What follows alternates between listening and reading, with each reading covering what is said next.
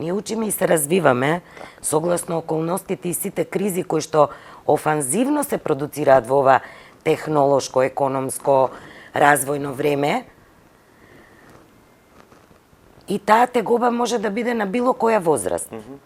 Она што јас ќе го работам, односно го работам веќе со дел од оние пациенти или клиенти кои што работат на себе, е најпрвим нашето запознавање и заедничко диагностицирање, односно дефинирање на проблемот.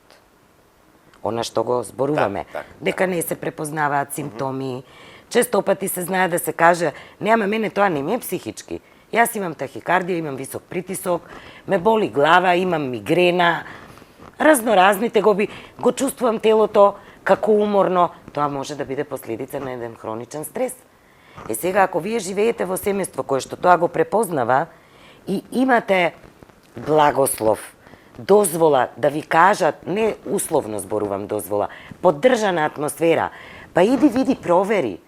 Има психолошка лабораторија, види што е она што ти недостасува, вие ќе го добиете правиот смер. Но, постојат обкружувања каде што се вели, ајде доста сега ништо не ти е. Тука е негација на проблемот во прашање. Ама и тогаш го толожиме тој проблем кој што... Апсолутно.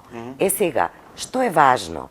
Важно е во менталното здравје и во јакнењето на капацитетот на истото да ја подигнеме јавната свест, да говориме за сите овие проблеми отворено, а со клиентите кои што ќе ги користат услугите, да развиваме здрави стратегии и компетенција на личноста да се справува со тоа.